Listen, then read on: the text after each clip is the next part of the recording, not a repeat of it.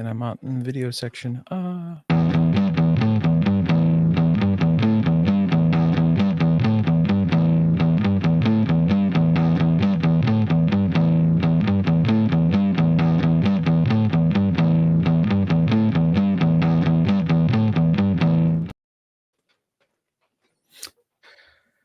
This episode of the Off-Road Podcast is sponsored by Warren, Colby Valve, and 4 Patriots.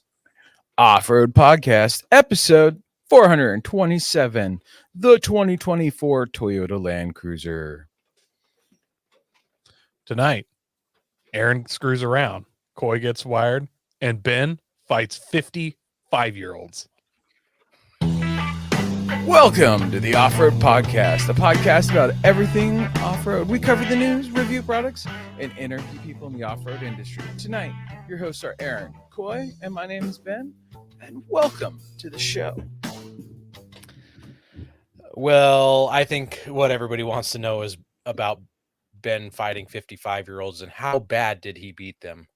Oh, I beat him hard. So, I like grabbed one by the ankle, flung him around, smacked him in the ground. Not really.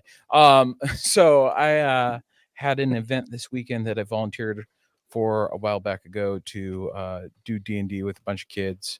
And I ran a younger kids table, and I was not nice to him, but I was nice. So I beat a bunch of them up with a dragon. And then I burned stuff in my yard. That was pretty much my weekend. I didn't do anything off-road. Oh, I guess I did try and fix my van. And the sensor did not work. So I pushed the van out of the way so I could pull the 4Runner into the garage. But my wife and I had a discussion about that. I can't. Yeah, no, it's not back there. Nothing's back there. I don't see it. It's kind of not wise to start stripping down a vehicle When the other one's not working? When the other one's not working. Well, we do have the car, right? But she drives the car, and if something happens, I need to be able to drive mine.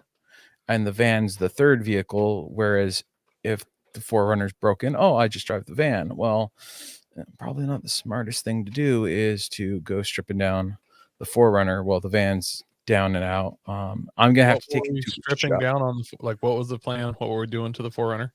A lot of things. I was going to strip it down to repaint it. I was going to line some stuff. I was going to do some different repairs, switch out my skid plates, which I can do. Tear apart my rear suspension and get that all straightened out. Because I still have that shock that got ground down on the freeway on there, because it's seized on there. So I've got some things I need to do. They're not critical maintenance, but don't start into this what is supposed to be a 2-3 weekend project right before snow wheeling season, because we know it's going to be in the shop for the next 6 months. Start that in the summer, so that it can sit all summer, and then you can. Well, that's about when it's going to be done now. Is so. I decided that until the van's done, I'm not going to do any of it. But after the van's fixed, I might paint. Though it depends on what my temperatures are like here in the shop, because I'm not fully insulated. So I'm kind of worried about that with temperatures and that. When you say you're not fully insulated, is there any insulation? My roof is insulated. Yeah. Insulation they use in those roofs, kind of. The insulation. The insulation is 1.5 inches thick. I have the same insulation thick, and then they put the tin on it and run screws through it and make it a 1/4 inch thick. Down. Yeah. I got the same insulation on my roof. Yep. So nothing's happening right now. But I did have a nice bonfire in the front yard, which all the neighbors were driving by, and they're like, yeah, because we finally had some rain, which is nice. So that's a street sign right behind it. Wait, your neighbors were like, yeah, my neighbor's got a big fire in his front yard? That's pretty much. Sure that's what your neighbors were like? Well, it was mostly the younger teenage neighbors that live around the corner. He had his friends over, and they were in and out all day. So every time they drive by, I'm sitting in the front yard drinking a Coke, and they're like, yeah. So yeah, it was fun. I just sat in the front yard, watched the fire all day. What about you, Aaron? Once again, I did not do anything off-road related, but I worked on my shop again. And before the bad weather really sets in, I installed the last 2 pieces of trim on my shop. And the 2 pieces I installed are on the very backside in this photo, on the backside up high. It's like 16 feet in the air to the lowest point. So it is up there. I'd been like pushing it off because I didn't want to do it because it required ladders and all that stuff. But I was able to get it done. It's all dried in. Put some silicone on some of the places that need silicone, where I punched some holes through for a bathroom vent and a light and things like that. So, yeah, it's set up pretty good, ready for some terrible weather. At least I hope it is. You know, I had asked when you posted it in our chat, and I was like, so are you going to hunt from there? Because I mean, that's pretty good shot of the backfield, man. Yeah, it's an amazing view from up there. That's most of my property that you can see in the photo. What's nice is, if people remember, I put in those clear panels on 3 of the sides of my shop. And in this photo, in the left corner inside the shop of this photo, I have my mezzanine. And when you stand on the mezzanine, the clear paneling is face height. It's perfect, so you can see all this through that plexiglass window, basically. And I've got to figure out a way to actually put an actual opening window in it so I can shoot things from inside. I think that'd be really cool. Yeah, that'd be a hell of a blind. It's got a toilet and everything. Yes. How about you, Coy? What you up to? Dude, I've been packing up for the Moab trip. So got my Yeah. truck on the trailer, got the FJ loaded up, did all my maintenance. And by that, I mean, I jacked it up, shook off the tires, made sure there's no bearings gone. Otherwise, seemed good to go. You don't want to be that guy. You don't want to be that guy in the video we shared today in the hot tub. Lost his front wheel. That Gladiator, I don't even know what happened there, but whole front tire and hub knuckle just falls off. I'm guessing he hit some stuff pretty hard before he got to Mickey's hot tubs. That's possible. And then he had a lot of wheel hop at that hot tub too. So I would hope that even that much wheel hop, I wouldn't expect to snap the knuckle off like that. That was a damn. It's probably a Gladiator. Probably a Gladiator Sport. It's probably got the smallest axles they come with, and then he threw on some big meters. Aren't those the same axles that were breaking in half? Was the Sport Probably. ones? Yeah. So you got it all loaded up. You checked your bearings. Yeah, got it loaded up, strapped it down, kind of packed some of the stuff in the truck that I wanted in there. Hooked it up to my truck. Was going to take it up to my father-in-law's because he's going to hook up to it and tow it there. He's bringing it side by side. As I was getting ready to leave, my wife's like, "Hey, maybe that cord's going to drag, the actual wiring or tail lights and all that." And I was like, I've hauled it this way several times. And it was like, I kind of reroute it, go around, I pull across my bridge, the tongue scrapes. And then as I'm going down my driveway towards pavement, I'm like, oh, my trailer brakes aren't on because, the little trailer brake thing, the light lights up when you have it plugged in. Yeah. So I get to the main road, walk out and check it. The tongue cut it complete. Just looked like somebody took pruning shears and just cut it. Just clean cut. Clean cut. Woo! That's fun. That's a good time right there. Oh, it gets better. I'm about to teach you guys something you probably didn't know. At least I didn't. So I take her on down. I'm like, look, I got no tail. I got nothing. But I'm like, I'm just going to go to O'Reilly's. I'll buy a new plug and a wire, 7-wire, and just wire it into the box. So I go down there. It's like $50 for another one with a 6-foot lead. I buy it. Okay. It's about a foot short of being long enough to just actually wire it into the actual connect box. Yeah. So I got to splice it. And yeah. I'm not going back to my house for all my splice kits. So I got to go in. And I had some tools in the FJ, but I had to buy some splice stuff. So I'm into it another 30-40 bucks, after buying a wire stripper and all this bunch of splices, and I got the heat shrink ones because it's clearly, I need good ones. I have So a bad feeling. I have Oh. a really bad feeling of where this is going, but I'll Oh. let you tell that story. So I get it all wired in. It's just color for color, easy peasy. Yep, piece of cake. I didn't stick my pocket. I literally, as I put like my wallet and stuff in my pockets, I went to grab my pocket knife. I'm like, I don't need it. I'm just gonna run up there and come home. So I'm down there with literally a giant hunting knife, like stripping wire. I didn't strip wire, but just like peel the insulated 7-wire. And I'm just in the parking lot, sitting on my toolbox. I'm just as angry as I can be, basically. I get it all wired in, plug it in. Luckily, I didn't heat shrink anything. If I had a lighter, I probably would have, because I was that confident. I just went color for color. Plug it in. Literally, the only thing works is my brake lights. Everything's just off and weird. I'm like, what is going on? Did you know that there is the industry standard RV plug, which has its own wiring pattern? And then there is also another one called auto industry plug, which is an RV plug with just different colored wires. You know what?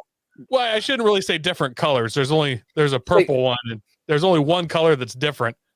But they just all go to different spots on the plug. They do different spots, yeah. So Why in the world, America? I've never even heard of it. I bought this thing. I didn't even look like to see, and it doesn't even. It just says in a little corner, auto industry plug. I don't know. So I've fallen victim to that same thing, Coy. I blame horse people. I don't know who did this, but I can only assume this is a horse trailer thing or something.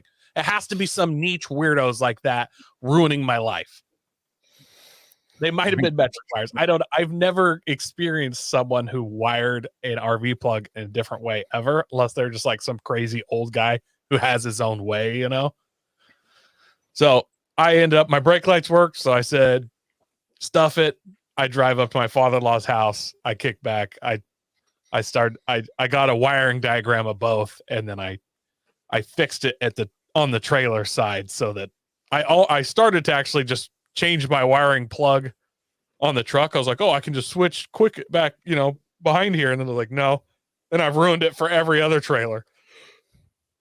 Anyways, got it all done. He shrinked it, taped it up. I'm sure it's going to fail 50 more times before this is over. I told my wife, like, when we get back, I'm just going to order a new plug with a whole new lead, completely redo this. 8 feet long. Yeah, I'll probably do 10. Like, just because as soon as you cut that, I don't know. It just seems like you always have a problem in there at some point. Yep. So I learned this the hard way too, Coy, about that. I don't know who did it. I bought an extension for my trailer because when I have the hitch, the tire carrier hitch thing on, it's like a hitch extension. No. So when I have that on, I have to have an extension to hook my trailer onto the 4Runner. Otherwise, it's too tight, and I'll turn a corner and it pulls the trailer cord off. Unplugs it. Nice. It unplugs it, yeah. And so I've gotten very frustrated with it as well. And the extension got pulled because of how I routed it, and I had to reassemble it.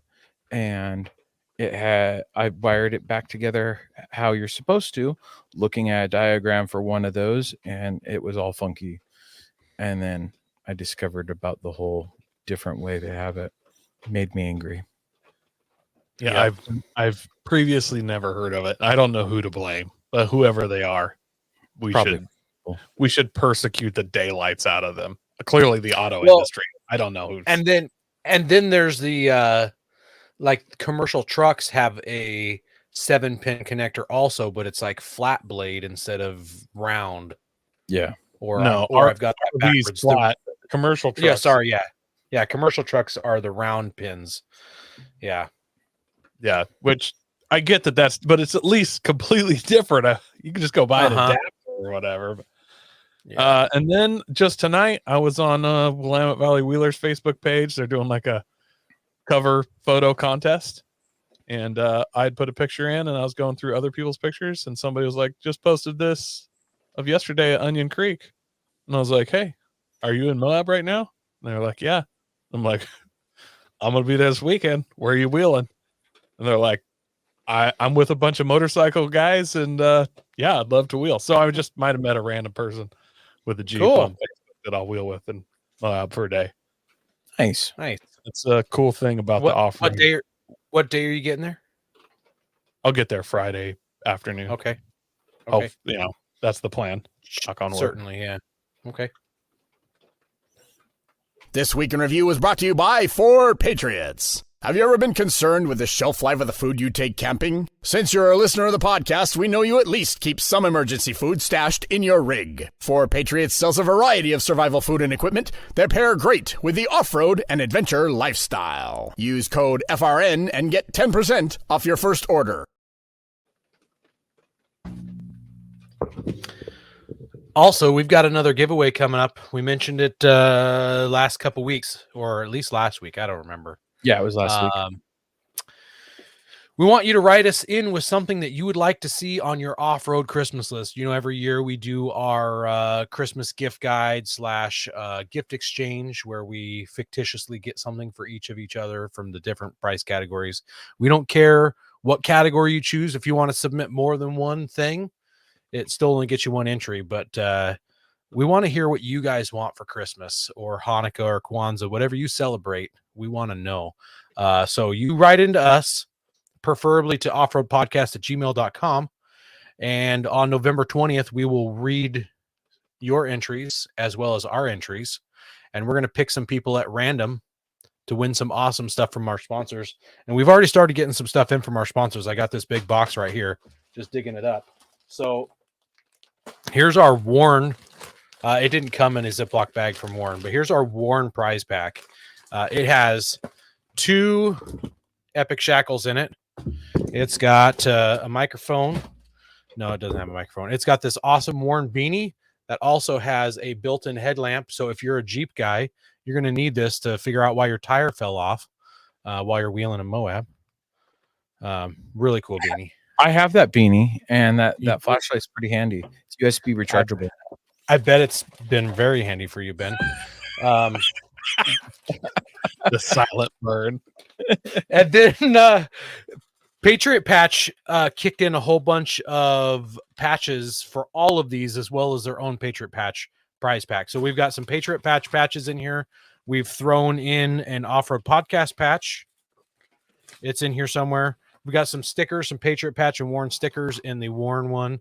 So Off-Road Podcast sticker also. So make sure you're sending your entries in to us, offroadpodcast@gmail.com. I don't care if you've won stuff from us before, still enter to win. The only people who can't win are the 3 of us here because we're already winners. Big winners at that. And what would I need? A Warren beanie with a light in it. That's super cool. Like, no. Glad that was. I mean, I've been offered so many of them, and I've always turned them down. So. Yeah, Josh, that was a business card, but there's a sticker right behind it. And Coy, I'm just saying, talk like that again. We're docking your pay. Okay.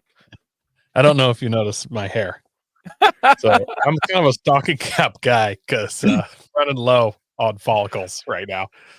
Now I got that hat. Oh geez, I got that from Andy like 2 years ago. Mine. This just to be clear, this is not the one that Ben wears. No, yeah, this is brand new with a tag on it. This is not the used brand one new with the tag. Ben And wears. then mine, I don't even have the flashlight anymore. I lost it. So He's been crawling under his rig so much. Shh. We also want to thank our sponsor, Patriot Patch. Head over to patriotpatch.co and check out their selection of great patches, shirts, cleaning mats, signs, and stickers. You can also join the Patch of the Month Club for $15 and receive a patch, matching sticker, and artist proof each month. There she is. Nobody be taking my AR-15. I love it. Made me laugh. Made me chuckle. Yeah. Except the only thing that 15 here. The only thing that tripped me up about this one was it looks like he's trying to put that magazine in front of the magazine well, but I think it's just because he's holding it. He's not like He's got slipping depth it in. perception I problems. could be, yeah. He's missing an eye. Yeah. So Also, let's not forget our patches. Not all of those ones, just the off-road podcast and the Lumen Locker patch. And the Lumen Locker patch does glow in the dark. I've also got a patch thrown up in a patch group. So once we run out of them, I don't think we're going to do them. We might do a different patch. I don't. You muted yourself, Aaron. we'll mix it up. We'll do something new for the next patch. Yeah. So it'll be a limited. If you own these patches, you're the last one to have them. Yep. So Once they gone, they gone. they gone. There you go.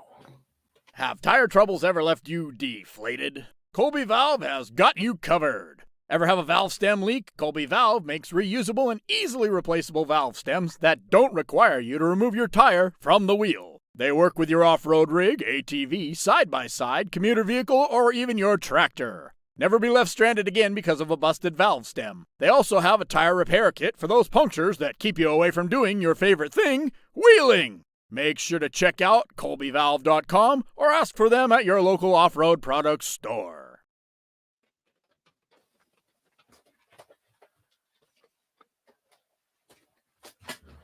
All right, guys. This first article is from Clean Technica. And yes, I have no idea who that is, or I've never read an article from him before. But and also don't go to our show notes and click on this link. I feel like it may be compromised. Both Ben and I had some issues with it. pretty sure it gave his computer AIDS. Yeah. And if you thought Coy was fired up in the what we've been up to segment, buckle up, Buttercup. Yeah, just be ready with that dump button. Because I don't know. So I'm not allowed to talk about it. That's how angry I am. Yeah, Ben's got his arms crossed. Yeah, he's angry posing. BLM shuts down several trails in Moab is the heading of this title.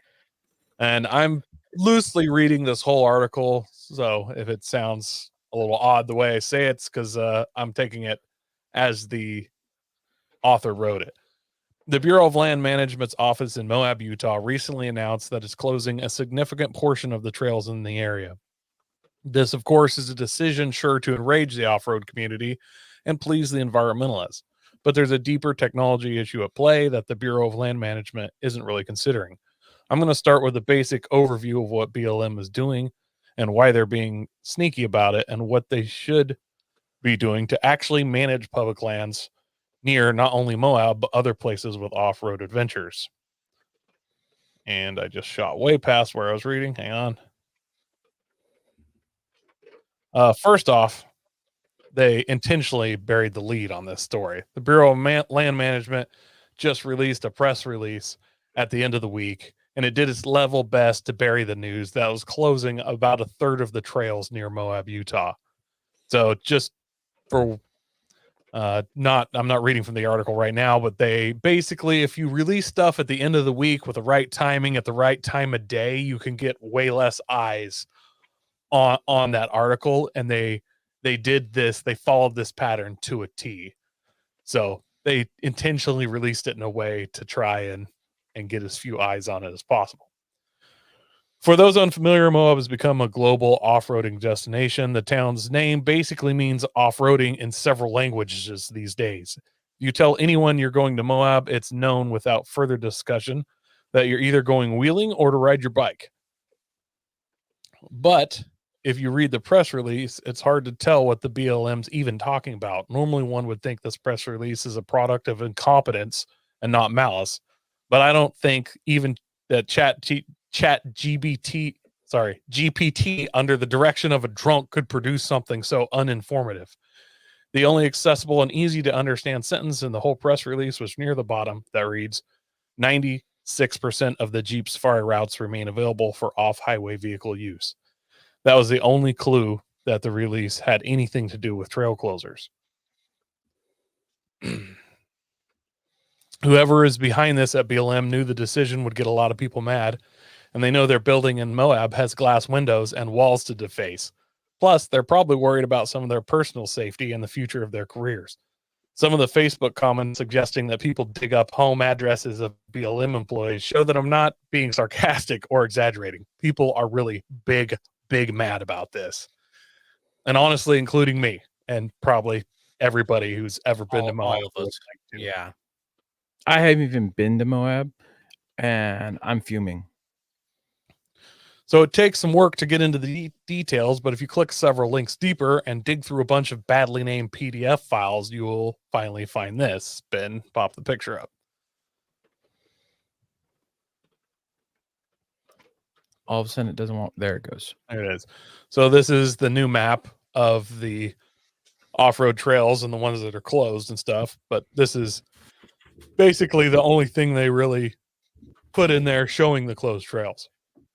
Clearly, this didn't manage to fly under the radar of the off-roading community. After picking through the documents and finding out what all BLM had decided, Patrick McKay of CO Off-Road Defenders Virtual Crew said, "There's no other way to say this. This travel plan is the worst defeat motorized recreation has suffered in decades.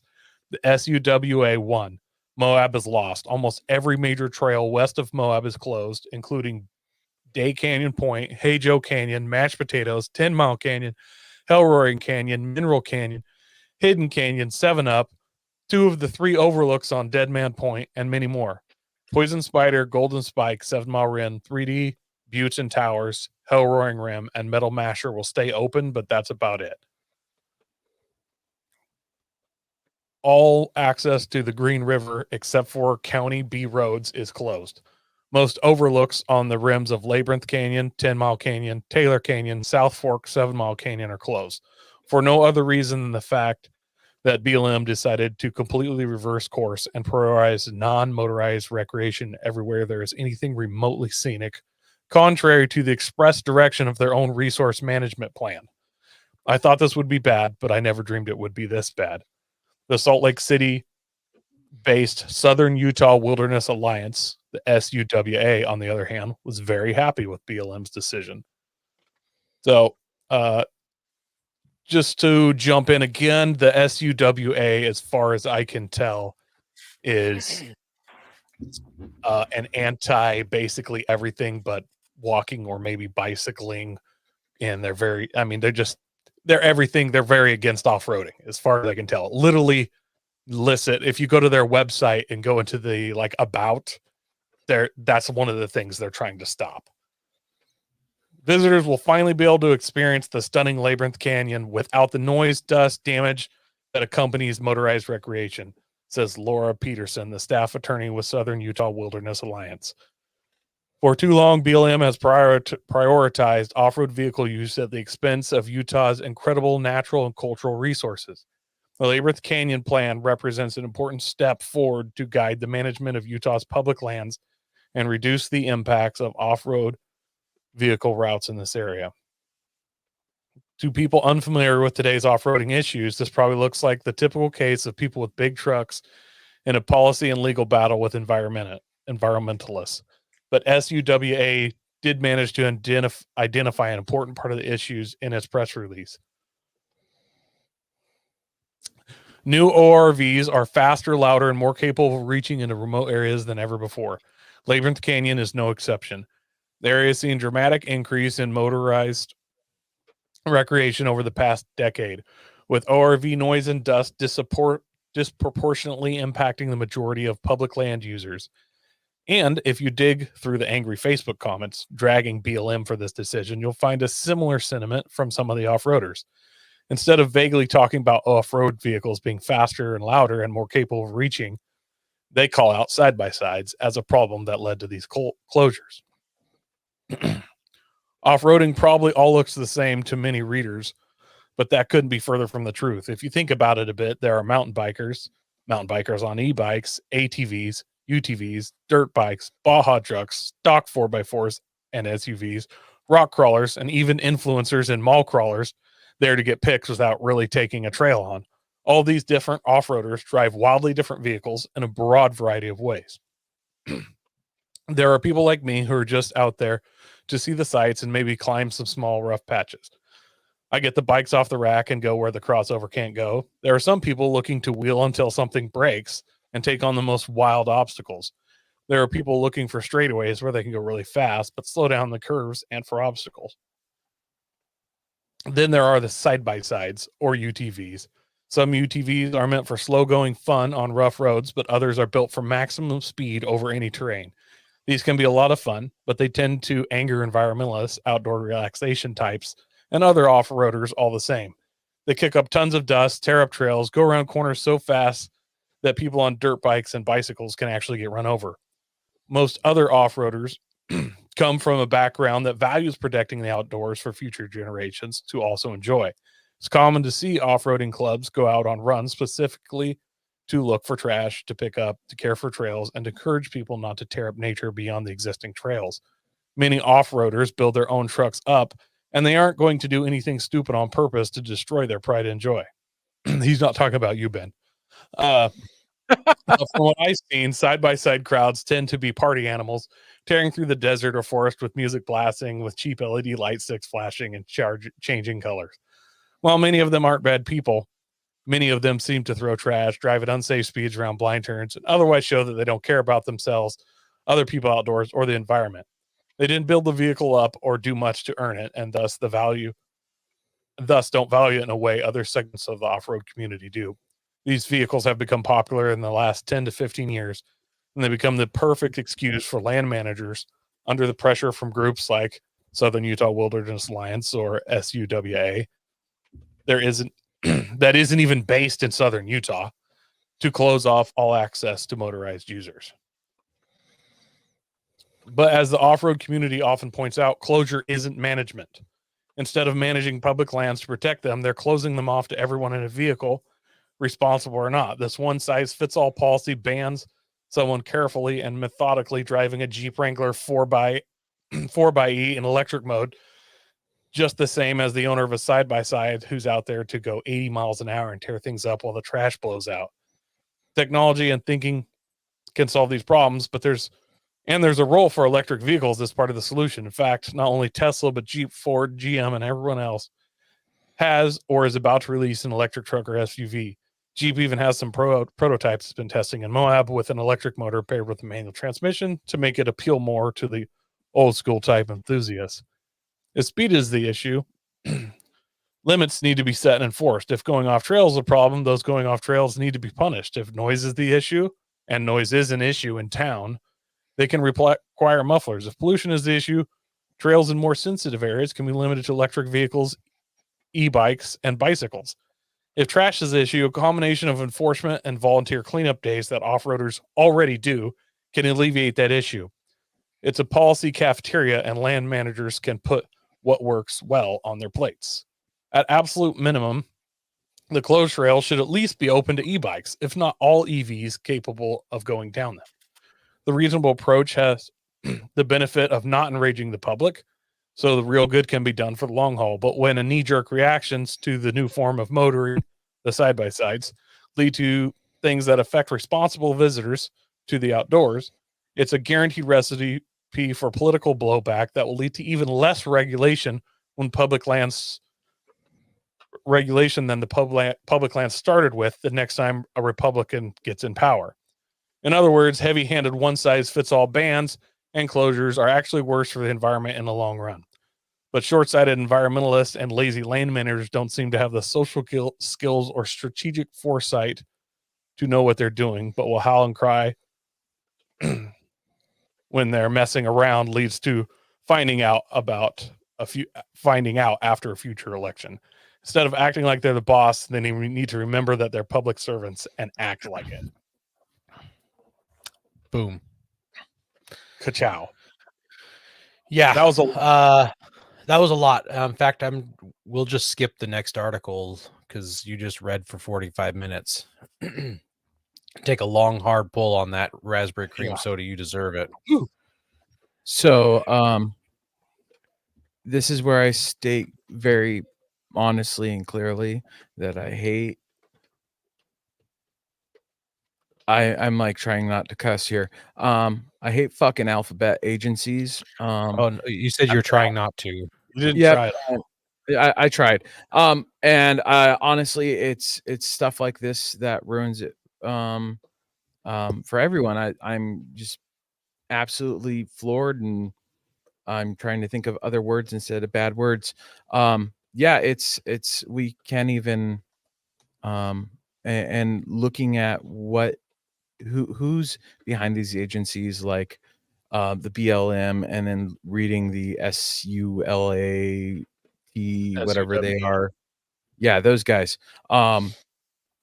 Honestly, I would love to go there with bricks and throw them through their windows and burn down their buildings and be like, hey, this is not public management of our public lands. These are our lands. I'm hoping Orba and Tread Lightly and all the other people that are out there fighting these fights are fighting really hard on this, because um, we should all be upset. If you're on a motorcycle, if you, heck, even the side by side guys, like I don't blame the side by side guys as much as like this person is on this. I honestly think it's some Karen with a that likes to walk around trails and they want no one else around.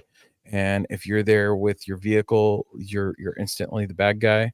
I think this is possibly going to really damage the town of Moab. I mean, look at all the jobs and stuff that it's going to damage. This They is got just they got 3 national parks, and I mean, when you're in Moab, it feels like they halfway don't like the off-roaders as it is. Like, I think that's one of the big reasons everybody's starting to go to Sand Hollow. What drives me nuts is BLM is essentially lazy. Like, they don't even, when they manage something, they made a rule 25 years ago or mid 80s, and it's been the same the whole time. And until basically someone comes along and forces them to take another look at it, they really don't. I mean, they're pretty laid back for the most part. So this SUWA, which is, as far as I can tell, I'm not trying to slander them here, but I mean, it seems like they're one of those places that just exists to sue people. I haven't done a ton of research on them, so you can do that yourself. But they sued them in like 2000. Sounds like there's been several lawsuits they've sued over. They forced them to kind of look at it to alleviate this lawsuit, and obviously the off-roading population lost. Like,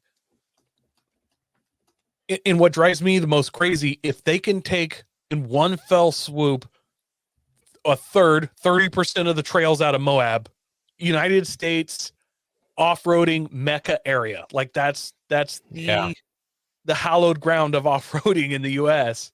And if the BLM can just be like, up 30% gone, just boom, just absolutely. And like they had different committees and stuff. They came up with like 5 different plans. They didn't even recommend this one. And this was basically the stiffest one, like just gone. So like wherever you live, whatever off-roading there is that the BLM runs or manages, like probably where you live isn't a well-known off-roading place. It's just your backyard area. Like, that means if they can do it to Moab, they can do it anywhere with less thought. Like, they clearly knew there would be a ton of blowback and there's going to be more lawsuits, and they still just what fine. I mean, just yeah, it's going to be interesting to see, like at SEMA. I imagine there's going to be some pretty interesting conversations had there. We haven't talked to Corey from Orba yet. I'm interested to hear his insights on this, and it'll be interesting to see what happens with this, because I like, I don't know, I can see this being some lawsuits. Oh, there's for sure going to be a ton of lawsuits. Like, it was already kind of, everybody knew something was going to happen, and they're ready for some closures because of I think it was 5 travel plans they kind of came up with. Can't remember the exact amount, but there were several plans that they were like reviewing, and this was basically the worst possible one. And no one, you cut off the best one and the worst one, and you figure it's somewhere in the middle. They just went straight to the bottom. It's like, pow, this is for you guys. And it's tough. Like, if they can do that there, they can do it anywhere. Yeah. Yeah, and they did just enact OHV permits in Moab trail areas. Yeah, I believe so. There's several places I think you have to have permits now. I hope you find out before you show up and try to do those trails. It depends You on could how just much be- enforcement they're doing. You could just be like Ron Swanson and be like, "This is my permit." Yeah. I do it just says I do what I want, or I'm an American I do citizen. what I want. Yep. Well, in the comments, is there a petition or anything we wheelers can do to help? I know there was a petition going on before this decision. Obviously, that's off now. And I don't know if the petition is the right word. It was during the open comments. You could basically sign that you're against any closures. At this point, I don't know that there's a petition. Like, they were well aware of what's going on. There's going to be a bunch of lawsuits for sure, at least several. Someone asked what they could do to help. I don't know. It's hard to say. I don't know who's kind of taking up the torch for this right now. I'm guessing it'll be ORP or Blue Ribbon Coalition or somebody in that vein. Yeah, So- I would look and check which organizations are fighting hard and fast early on in this, and those are going to be the ones we want to be really supporting. I mean, obviously they're probably all working together, so I think they'll be out there helping. And then we got another comment here. It says, I wonder how much of this damage is done by first-year off-roaders. I'd love to blame the new guys, but honestly, like, how much damage is the new guy doing? He's on his 33 stock SUV. Like, it's either veterans or, and like, I hate to dump all the blame on side-by-sides, but, and it's not just side-by-side guys. You can go rent side-by-sides in Moab, and you have to have no experience. Like, you could just go. So I'm not really saying it's the side-by-sides, but side-by-side rentals could not have helped this at all. So Yeah, obviously the education in it is a lot of what's not helped, and that can be any sport. I mean, fishing. You have someone that goes out, buys a fishing pole, and goes fishing. They're going to overfish. They're going to do whatever because they didn't know they needed a permit and all this stuff. Or someone going out in a boat and, creating wakes in what would be a no wake zone because of whatever. It's education is key. And instead of having it, hey, we're now enacting mandatory educational license for you to go wheel in these areas with some tab or something. And instead it's just like, no, we're closing the door. You're not allowed to go in there anymore. I'm not even so into the actual forced education boating license type thing. It's like, just manage it. If you have to do cleanups, do cleanups. If you have to put some cops out there and write some tickets, do it. Like, here on the coast, we have all these dunes areas, and like the cops have like Ford Raptors and in fast four-wheelers and stuff. They chase people down, give them tickets. There's a speed limit on the beach. For the most part, there'll be a couple guys going fast, but for the most part, everybody does 25 on the beach because it is an absolutely huge ticket that is equal. Like, if you're doing 50 down the beach, it's like you were doing 50 and 25 on the street. It's technically a highway. Like, they enforce it, and they have nighttime bans, and like, they have all this stuff, but they just enforce it, and then policy gets followed and it works fine. And I understand this is a huge area, but it doesn't take a whole lot of huge tickets to the word get out that you can't be messed with. Yeah. Yep. All right. Should we start the main topic? Yeah. Or just be more angry?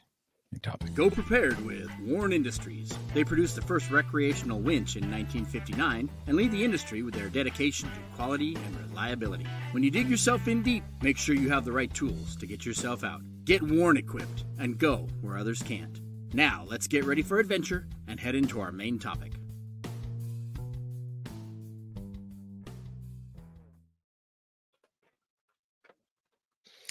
All right, so this week we're talking the 2024 Toyota Land Cruiser. And before we jump into this real deep here, I did want to say that we pulled all of this information from about 15 different news articles. They didn't always have the exact same facts and data in them, I went to Toyota's website. I didn't get very much information there. So we're going to do our best here. Some of it might not be 100% correct, but it's going to be really, really close. So yes, Mark, we're also excited about Land Cruisers. In fact, right before the show, I told the guys with the door open so my wife could hear me in the kitchen. That sounds really sexist there, but she was in the kitchen. But I mentioned to the guys that I think that the Land Cruiser would be my wife's next rig. And she walked in and was like, "No, what's wrong with my truck?" I'm like, "Well, you've been talking about wanting a Bronco." And I said, I think this would be better for our family. So we'll see. Got a seller on it, and it's got to actually come out first. So yeah. So let's get started here. We're going to talk about the outside first. Ben, do you mind scrolling through just some of the outside photos while I talk a little bit about the first part here? Yeah, I got you covered on that. All right, so there's going to be 3 trim levels coming out. The base trim level, which this right there is the base trim level, and it's called the Land Cruiser 1958. It's got round headlights, no roof rack. The photo prior to that is the top of the line Land Cruiser, round headlights, and it's called the first edition. And they're only making 5,000 of those.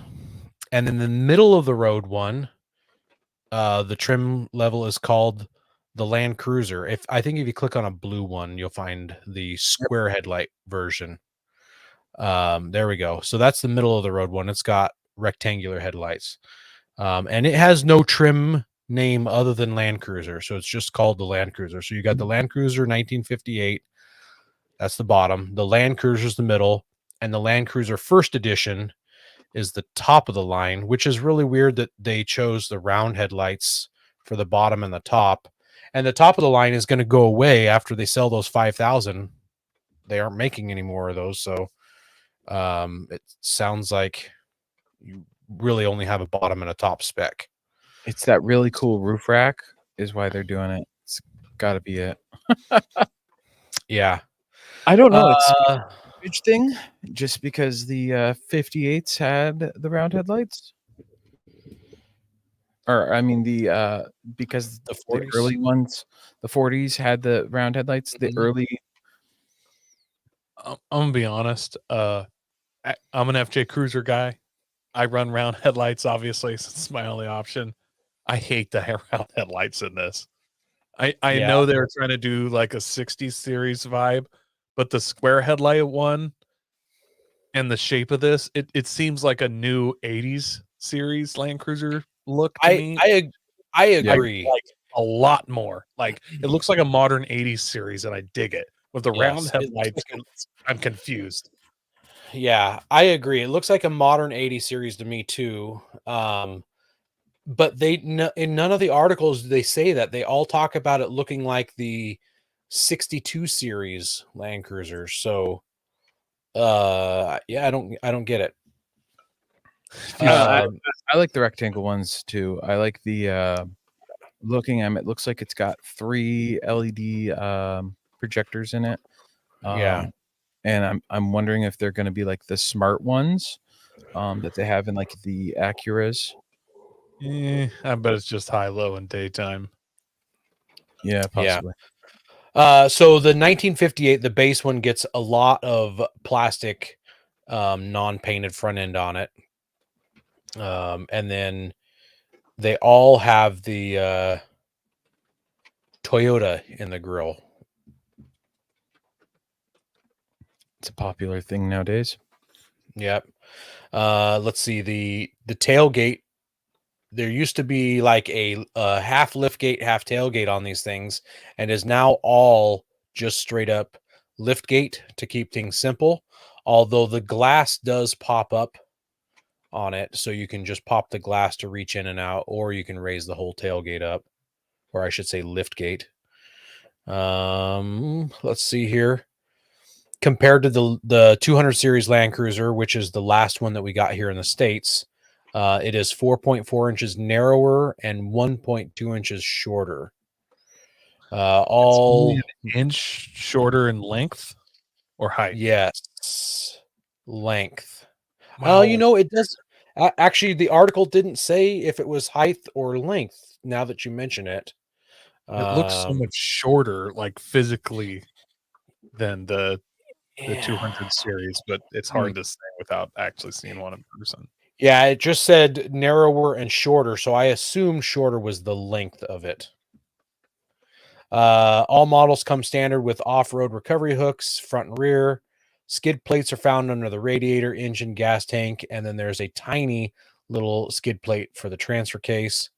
If you get the first edition or the mid-tier one, you can get the roof rack. The first edition adds rock rails and it adds rock rails, which aren't much.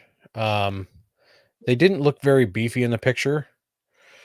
And then the last thing here is that Toyota, there you go, you can see the rock rails there. A little more than steps that you see on the mid-tier one. And then Toyota already has over 100 accessories, which they say is going to grow over time. For now, that list includes recovery gear, rack attachments, outdoor sporting equipment, carriers, and more. So that sounds like they followed what was it? The Bronco with letting that be an option. I was noticing in one of these pictures Jeep/Mopar. Yeah. If you look at what is it? This picture right here, I think it is. One of them with a close up on the bumper. This one, there it is. That's a rigid light for the fog lights. Yeah, that's the mid-tier one. So I just checked online, and according to online, then it's about 2.5 inches shorter. Shorter. Okay, so that must have been the height then that they were talking about. I don't know. 2.5 inches, 1.2 inches. 1.2 inches lower. It was 196.1 for the 200 series and 193.7 for the 2024 Land Gotcha. Cruiser. Coy, why don't you take this this next one? Talk about the interior here. So it's only going to come as a 5-seater. For those of you that have need a 6-seater, you're out of luck. That's part of the reason I didn't have a third child, so that I could comfortably seat 4 in my FJ, and I am not jesting at all. In other countries, the Land Cruiser will be sold as a 7-seater. I'm not 100% sure. I'm assuming there's like a rear-facing seat or third row situation with that, but for this reason, there are cup holders, USB ports, and air vents behind the second row. So I guess for the overlanders, we can plug some USB stuff in the back there and keep a beer in the koozie back there. Rather than delete the cup holders, vents, and charging ports in the trunk, Toyota opted to save costs and leave them in. Toyota also left the tip and fold second row seats in place, allowing easier access into the third row that isn't there. Again, installing a different rear seat wasn't worth the complexity and cost. All models, right there. You can see them in this photo. You can see the cup holder on that little ledge underneath that window between the C and the D pillar. It's interesting. I wonder if we will see people after a while import that third row seat. I mean, I would guarantee it. Yeah, exactly. If it's easy to bolt in, although you'd have to get seatbelts and everything, that might be harder to source. Or, I mean, their kids are all the way in the very, very back. They don't need seatbelts that far back. I don't know. I wonder what the argument was. Maybe it was some safety thing that they said. No, I think that it was just there's going to be other vehicles that fill the third row, like the Sequoia and possibly the 4Runner. We'll see when that gets announced. So is it just me, or does it seem like if you have the third row seat and having cup holders back there, can't you just dump liquid straight down to the battery right there? I'm To the pretty sure battery? that's the battery, right? You can see the cutout for it. Oh, you think the battery is underneath that spot? Okay. I would Okay. bet $100 it is. That lift panel? Yeah, that would make sense. Yeah. Or I mean, I guess it could be a spare tire, but I'm guessing that's underneath. But I Mar- don't know Mark for sure. agrees with you. Let's see. He says lifted box. Well, it could be that piece, right? Yeah, I don't know how big the battery is. Maybe that's not it, and the battery's just that lifted chunk right there by the tailgate. Well, we'll find out how big the battery is when we get to the drive steering section. Either way, it seems like my kids would immediately dump a Sprite straight onto my battery. And you need 4 fire departments to get it put out. All models come with LED fog lights, heated front seats, and a heated steering wheel as standard. Mid-tier adds Softex imitation leather upholstery with heated and ventilated front seats and a 14-speaker JBL premium sound system. The flagship first edition gets genuine leather. Every trim gets a keyless start. Oh, I hate keyless start. Through remote start from Toyota's mobile app. Though remote start from Toyota's mobile app is locked behind a subscription. What do you mean you hate? What do you mean you hate keyless start? You don't like being able to be in your house and press your key fob and make your rig start and warm it up inside? That's remote start. Keyless start is the fob where you have to have it in the car, and then your wife jumps out of the car and runs inside, and you're parking the car, and then now you realize she has the key and it's beeping at you, and no one's ever really sure where the key's at. It's in this vast empty pit of your wife's purse. Okay. And then because your wife never has to ever get it out of her purse, essentially the purse has become the key. You're like, hey, let me have the keys. And then it's an 8-minute deal to find the keys. Yeah, I gotcha. Yeah, it's really easy to take those keys with you. And yeah, I've done that to my wife a few times. Actually, on one of our trips, I did that to her. Yeah, everybody's done it at least once. Josh asked why are there two front seats are different, and in that photo Ben was just on, I'm gonna guess that the driver's seat has like you can make the seat longer for longer legged people. I've seen that in a lot of higher end cars like BMWs. The next picture you just scrolled, though, it wasn't that way. Go back to whatever picture. No, the other way. Okay, it's in that one. There, you can see it's the same on. See that other side has the bolsters all the way to the end. Maybe it's just the. I'm guessing this is just all the renders and stuff. Somebody didn't finish their Photoshop, or they had 2 different seats in there to show the different trim options for seats. Possible. I think you're wrong. Base model has an 8-inch touchscreen display that runs the latest Toyota infotainment. The 2 upper trims, there is a 12.3 display running the same software. All come with Apple CarPlay and Android Auto. I love how wide that screen is. It's not a giant square. It's like, portrait. Were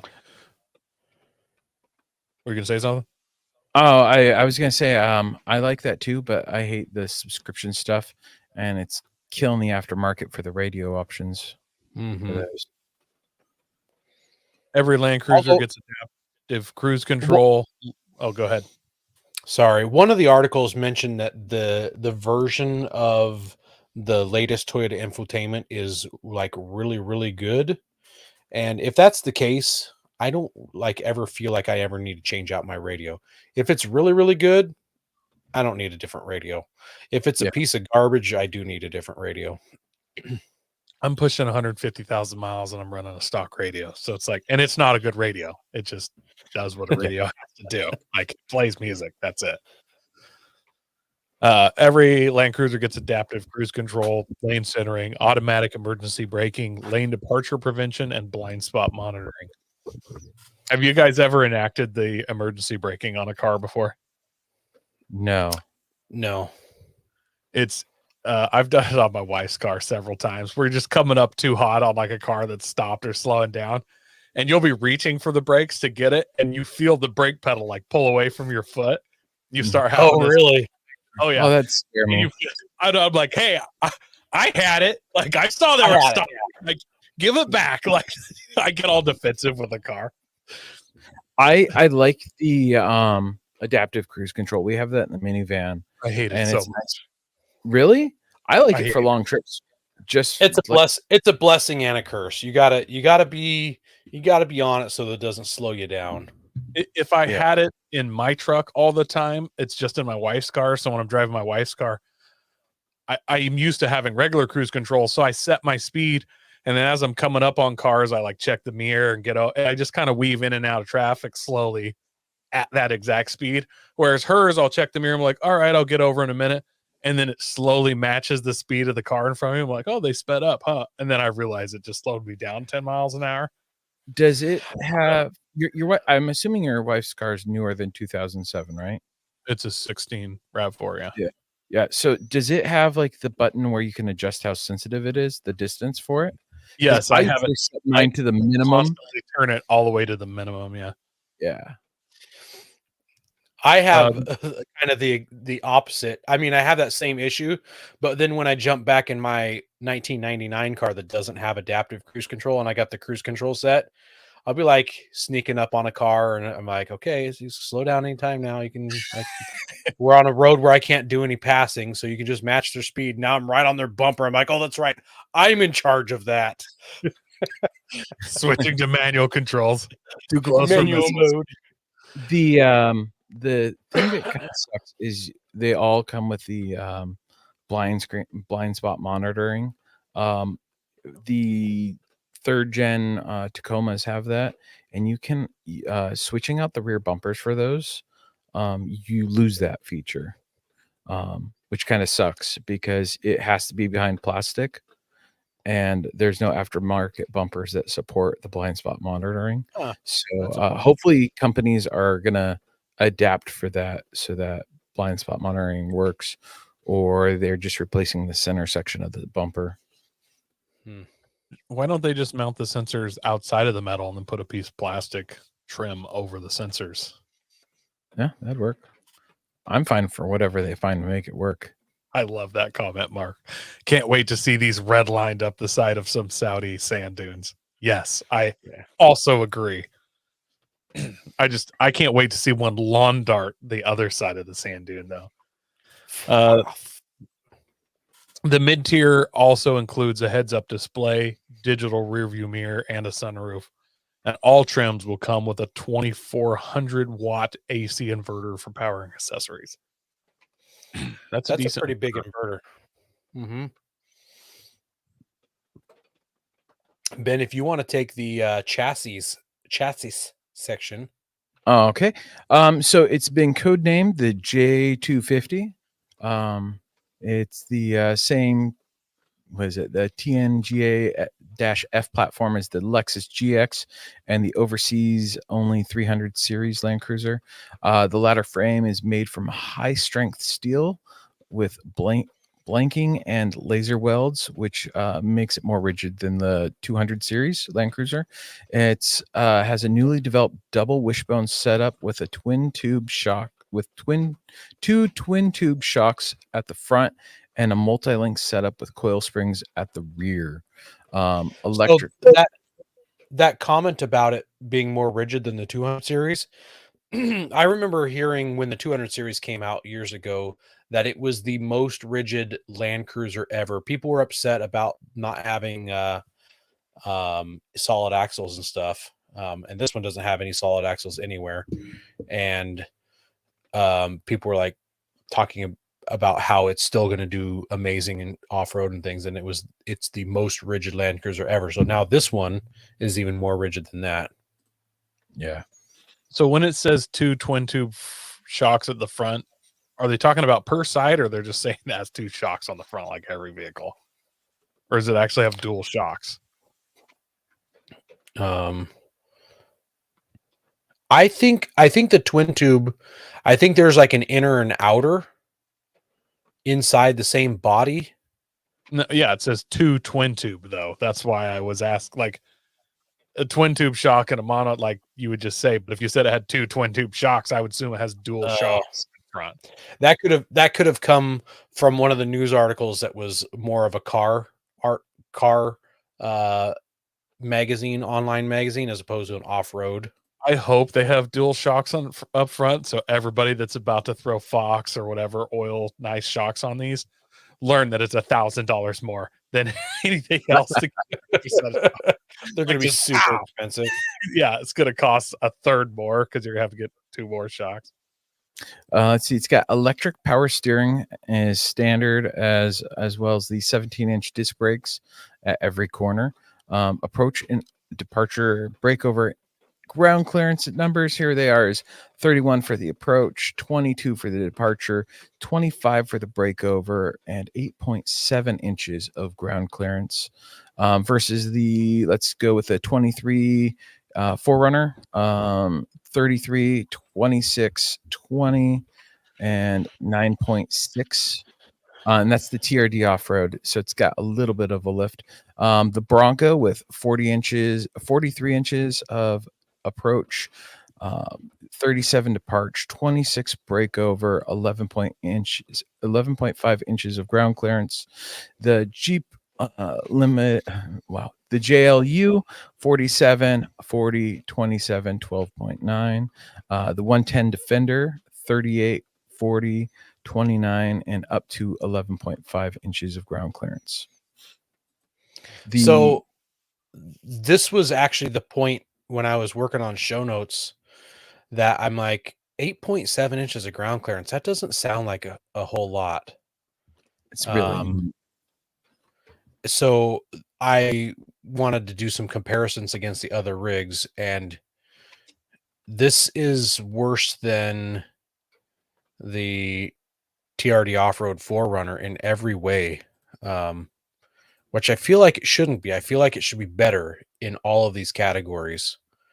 So I don't know. I don't know what to think. Do you guys have any thoughts on that? I don't think the 200 series Land Cruiser probably didn't have better ground clearance than a lot of stuff. Yeah. Or the 100 series, like Land Cruisers haven't, they're kind of known worldwide as like these super off-roaders, but like compared to a lot of American stuff, it's not like they were beating anything in these kind of specs. The Stink Bug had more ground clearance. If you compared, say, like a 91 Bronco with a 91, 80 series Land Cruiser, I bet a 91 four-wheel drive Bronco had more ground clearance by a bit. So, I mean, kind of what are you basing it on, basically, I guess. Yeah. Let's see. The 200 series Land Cruiser beats up the 24 in approach angle while falling 1 inch short in the departure angles. All trims come standard with all-season tires. The mid and top tier models come with electronic front sway bar disconnects, which is kind of interesting. Because it's the wishbone, so isn't it that type of axle? No. Okay. No, that's I-beam. Okay, that's what I was thinking. Okay, let's see. The tire size for the 1958 series is a 31.5. The mid is a 32.6 with an optional 32.5. Which is a 20-inch. It's a 20-inch wheel, so you're going from an 18 to a 20. Yeah, 18. Yeah. Let's see. The first edition comes with a 32.6 inch, 18-inch tire, 18-inch wheel. So they're all 18 inches. 18-inch wheels are standard, but you can upgrade to a 20 if you're off-roading. I don't know why you'd want to do that. The spare wheel is stowed neatly underneath the vehicle. Tow rating has been dropped from 8,100 pounds to 6,000 pounds. Comparing those to the Forerunner at 6,200 pounds, Bronco's 4,500, JLU is 3,500, and the Defender 110 is 8,200 pounds, with a curb weight of 5,181 pounds. Now that curb weight's actually pretty light compared to a lot of these. I know we didn't actually.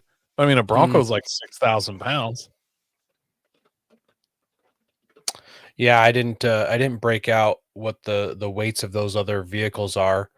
Once again, I was sad to see that the Forerunner had a higher tow rating, only by 200 pounds, but So it is about the same weight as a JLU.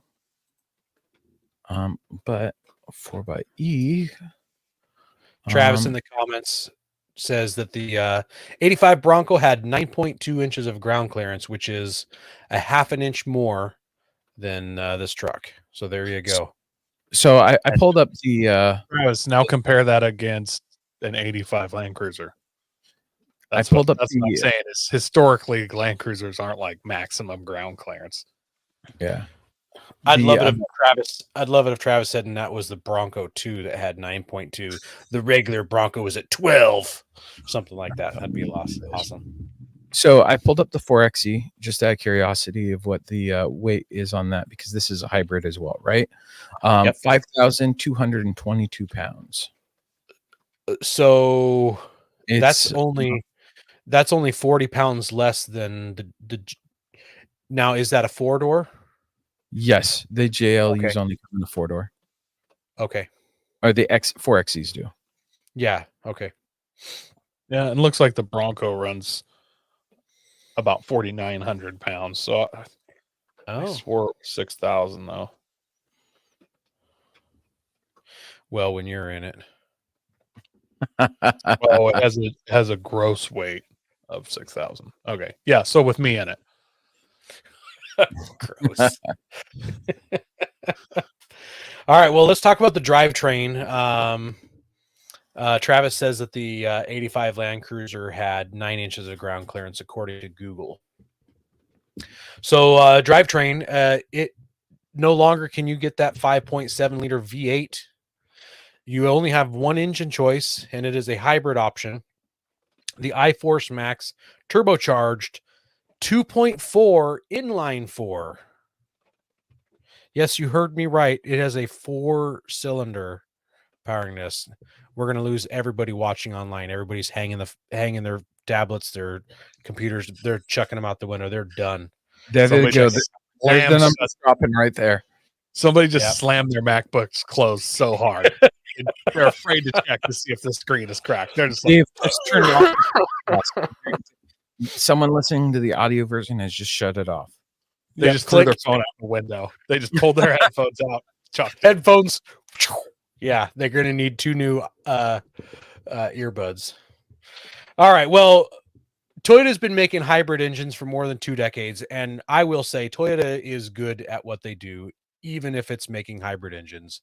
This one has 326 horsepower and 465 foot-pounds of torque. So almost as much as my Nissan Titan in my dreams. No, my Nissan Titan doesn't have that much torque. And all that torque is available. All of the torque is available from 1,700 RPM, which is nice and low. The Forerunner only has 270 horse, 278 foot-pounds. The Bronco, you can, at the highest rating, not including like the Bronco R, is 310 with 400 foot-pounds. The JLU... Is that the Raptor? No, I don't think so. It's just a V6 turbo.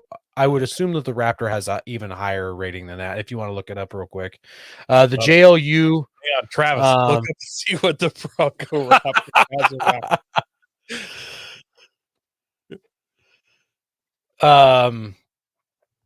The JLU, 285 horse, 260 foot-pounds. Unless you go with the V8, which is 470 horse and 480 or 470 foot-pounds of torque. So that's going to beat it. And then the Defender, 395 horsepower, 406 foot-pounds of torque. It's also running a hybrid engine setup. Yeah, it's the ICE, the hybrid ICE 3.0 i6, I think is what. Yeah, it's an inline 6. Yep. It is full-time 4-wheel drive with a 2-speed transfer case. So that means it's got a high and a low and 4-wheel. This is not a 2-wheel drive vehicle. It is only 4-wheel drive. It is always 4-wheel drive. So I just checked because Travis dropped the ball. Didn't Google it for us fast enough. The 2024 Bronco Raptor it only has 418 horsepower. Only 418 horsepower. Yeah. I mean, what are you gonna do with that? Yeah. So part of the reason why it's got such great torque down low is it's got that 48 horsepower electric motor, and that is mounted inside of the automatic transmission. And it's an 8-speed automatic transmission, by the way. And it is powered by a 1.87 kilowatt hour NIMH. Ben's going to translate that for us. Battery pack.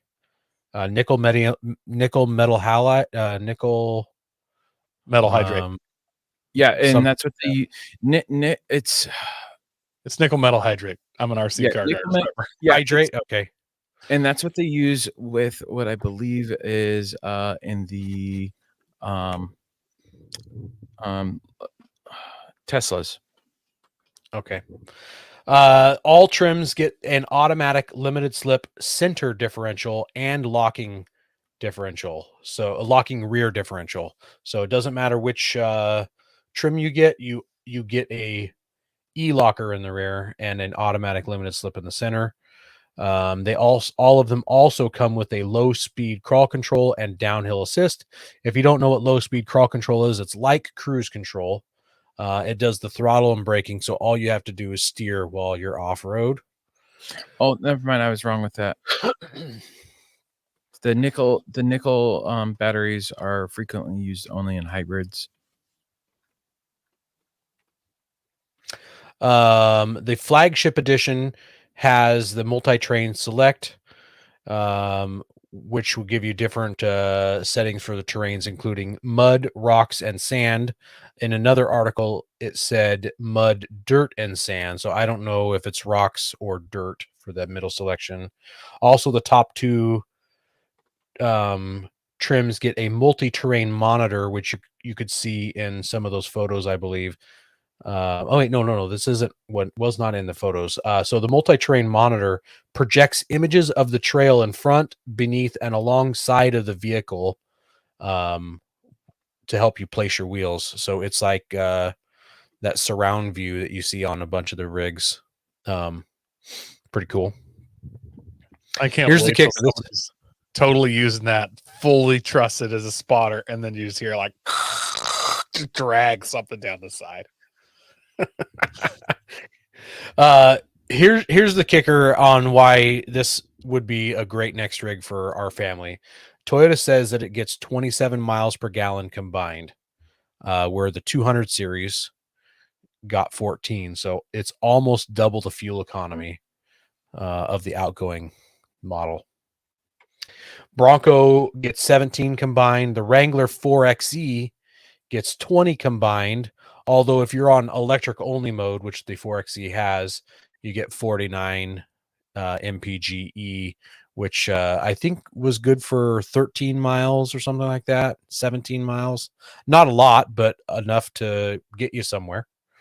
4Runner gets 17 miles a gallon, and the Defender 110 gets 19 miles a gallon. So it's leaps and bounds over all its competition there.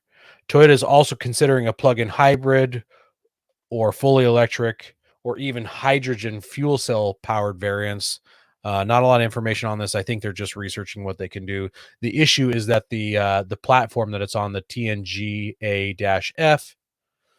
it's not designed to house a battery pack or hydrogen fuel cells, so they will have to modify it to work with that. Who wants to fight over the last section here?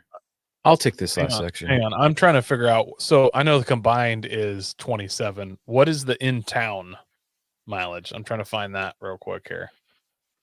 I don't recall. I didn't bother putting it in. It's got to be like 37 for in-town then, since it's a hybrid. Its high mileage is going to be stop and go. I don't recall it being that high. If it's anything really like my Camry, the in-town, I get like double. I get like 40. Versus like if I'm just highway, I get like 30. It's like 10 miles per gallon different.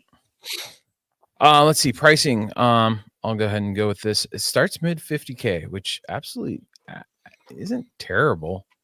That's 30,000 cheaper than the starting price of the 200 series. Yep. And let's see, the Land Rover Defender 110 starts at 62. Ford Bronco Badlands Edition with 7.2 EcoBoost starts 2.7 EcoBoost. Wow, dyslexia there for you. Starts at 55K. The Wrangler 4XE starts at 52K, so fairly price considering. And then the TRD off-road starts at 44K. And then the 24 Land Cruisers built in Japan, and they're expected to be here in the spring of 2024. So I was excited last night. I was like, I'm going to go to Toyota's website. I'm going to build me one. I got to see what I can do. There's so much information out here. Toyota's probably got a build and price page. They don't. It's not even. It's just it isn't even there. So unfortunately, so we'll have to wait a little bit longer before we can. Because my beginning of the year. Well, I bet before then. But anyways, my hook was going to be. I want to pull up the colors. I want to find this nice forest green color. That's been like the kick that my wife has been on. Toyota's got this like almost flat green that they've been putting on some of their rigs, and she really likes that. And I like pull up one of those with a flat green paint job and be like, hey, check this out, babe. Doesn't that look sweet? Just kind of hook her into it, and she's just gonna have to have it. I know exactly what color you're talking about. They made those in Trail Teams FJs in 2011, and I really wanted that color really badly. And you only made like 300 of them because they had a tsunami and slowed down production of non-essential bottles. So they're kind of a little bit wussy about it just because they had nuclear disaster and tsunami, and it made it impossible for me to find one. Damn nuclear disasters. It's not like they haven't had nuclear disasters before. They should be used to it. The Oppenheimer reference. For being honest, they had the first nuclear disaster ever. So yeah, and the second. Wow. The Off-Road Podcast is not in charge of the views of its hosts and therefore its audiences. And those I've stated facts. That's not a view. That's the truth. Okay, it's undeniable. We just gained watchers during that part. Keep it up, Coy. Let it roll off your tongue. Yeah. Say more horrible things about the tragedies of Japan. Okay. Well, guys. Next week, we have Gun Talk with the AR-15 podcast. So if you've been thinking about a truck gun or a carry piece or, just what's fun to plink with when you're out there wheeling, tune in and we'll let you know what you should buy with your money. Yeah, we will. You won't though, right? I will. I'll be busy doing off-road stuff. So, well, you know what? You will have to be our man on the trail while you're in Moab and let us know if they've closed any of those trails yet. Yeah. Hey, they're not. They can't be that close. I got 4-wheel drive. Oh my god! The comment. Fukushima Pearl White. I would buy that. I'm a big fan of white. So, yeah, that would be good. That was classic. Well, yeah. Yeah. You know what? I think we should send Coy to Moab to investigate what's happening with the trails down there. What do you think? I think that's a great idea. He will be our man on the trail. Man on the if you would like to stop by my house, I'll provide you with a brick.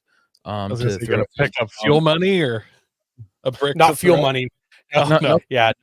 No, we won't sponsor you for driving down there. We're just gonna allow you to cover my hotel. No, yeah. Sorry. No, will you buy me a burger? Like, I will take a popsicle. We'll give you the popsicle when you get back. I would take an off-road podcast patch at this point, guys. How How about we buy you a new trailer plug? Yeah, sounds good. I'll take it.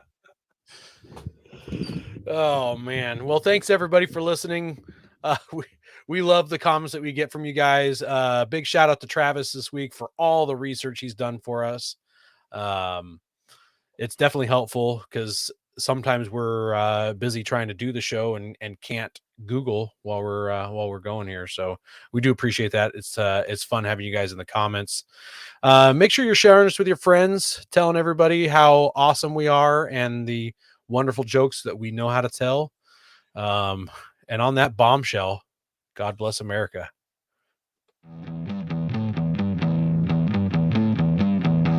Don't forget to visit Patriot Patch and join the Patch of the Month Club. Check out our Gaia affiliate link for up to 40% off. Also, don't forget to head over to Warren Colby Valve and 4 Patriots to see all of their great products. We are a proud part of the Firearms Radio Network. Got a question or comment? Send it to us through our Linktree account or by searching for Off-Road Podcast. Also, you can listen to us live at overlandradio.com Mondays at 7 p.m. Pacific. When off-road, please remember to have fun, tread lightly, and be safe and courteous. Thanks for listening.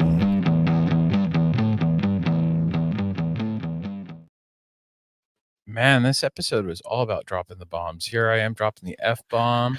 We've got nuclear bombs being dropped. It's all the bombs. Did you hear about the 2 atomic bombs that got into an argument? They had a fallout.